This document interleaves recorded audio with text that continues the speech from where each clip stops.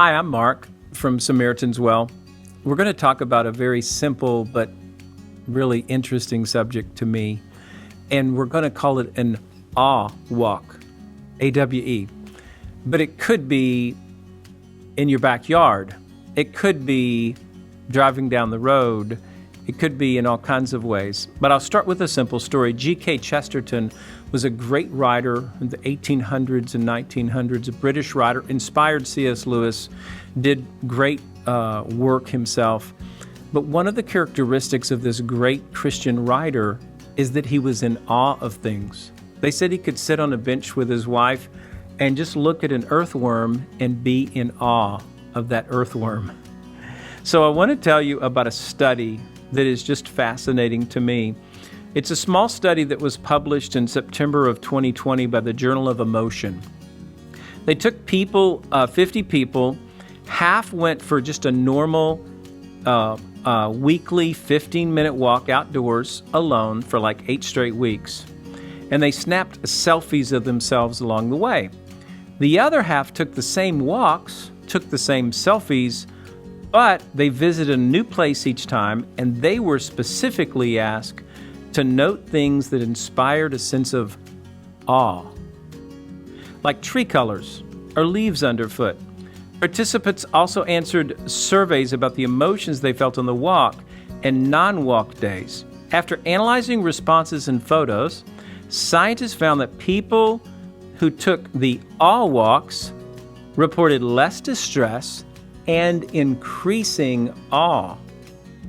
And I want you to understand that when you do anything spiritual, you will get more hungry for it, not less hungry.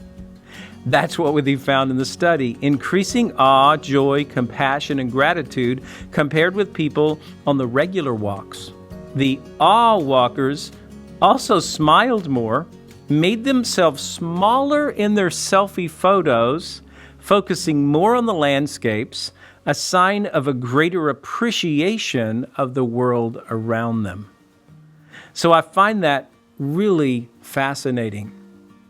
There's a lot of verses in the Bible about being in awe, about appreciating God's creation. You remember that verse in Philippians 4 that says, think on these things, whatever is lovely and of good report, and all this long list of things to think on. God wants us to think on the positive things. And we can take anything from a pin to a leaf to an earthworm and be in awe of God's creation and God being behind it.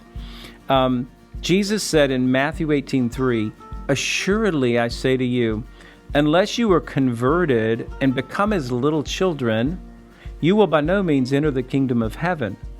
You see, little children are often in awe of things.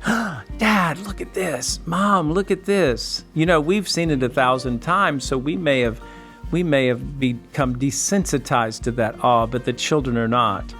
In Psalm 65:8, it says, they who dwell in the ends of the earth stand in awe of your signs.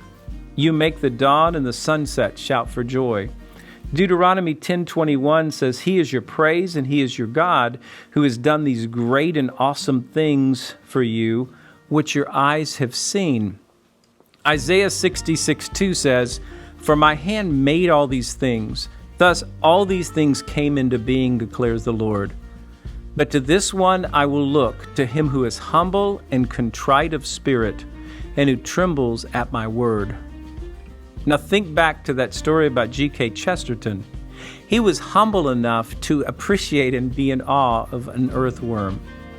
But people that are too busy, that don't slow down, that have left that childlike part of themselves behind, will never get the benefit of being in awe. So I just want to encourage you and exhort you, go for a walk. Go into the forest, go into the woods, go outside, do something that you can appreciate and be in awe of this week. And remember, it has great benefits, spiritual, emotional, and otherwise. Thanks very much. Remember, you can reach us at SamaritansWell.com.